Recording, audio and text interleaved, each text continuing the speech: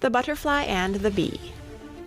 The Butterfly and the Bee by William Lyle Bowles, 1762 to 1850, is recommended by some schoolgirls.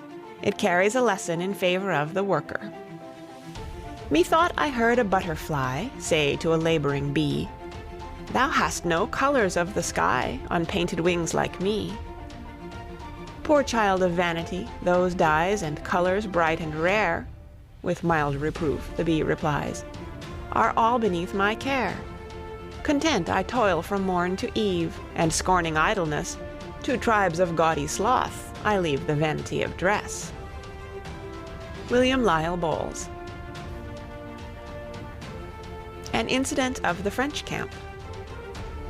An Incident of the French Camp by Robert Browning, 1812 to 1889, is included in this volume out of regard to a boy of 8 years who did not care for many poems, but this one stirred his heart to its depths. "You know, we French stormed Ratisbonne, a mile or so away. On a little mound Napoleon stood on our storming day, with neck out thrust, you fancy how, legs wide, arms locked behind, as if to balance the prone brow oppressive with its mind.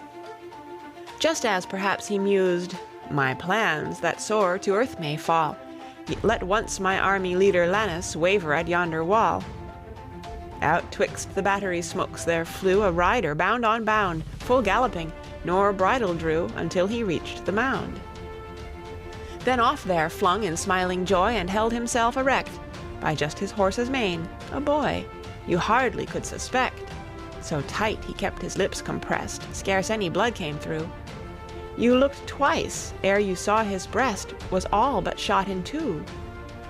Well, cried he, Emperor, by God's grace, we've got you Ratisbonne.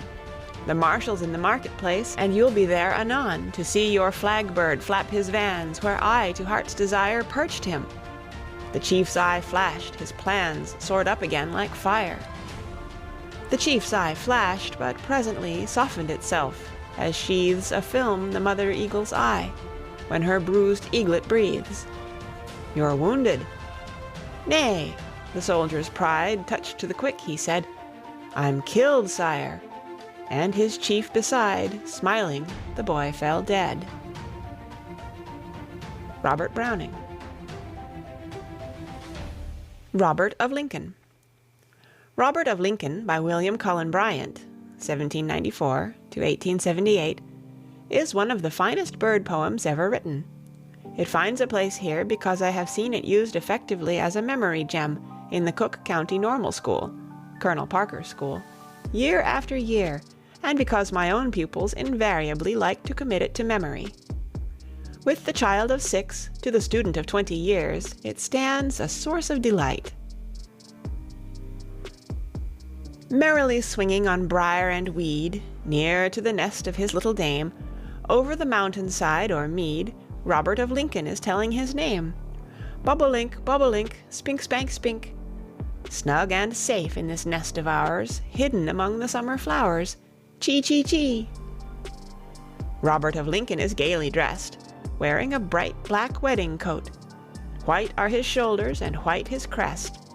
Hear him call in his merry note, bobolink, spink, spank, spink. Look, what a nice new coat is mine. Sure, there was never a bird so fine. Chee, chee, chee. Robert of Lincoln's Quaker wife, pretty and quiet, with plain brown wings, passing at home a patient life, broods in the grass while her husband sings.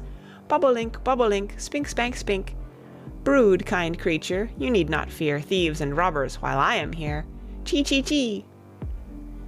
Modest and shy as a nun is she, one weak chirp is her only note.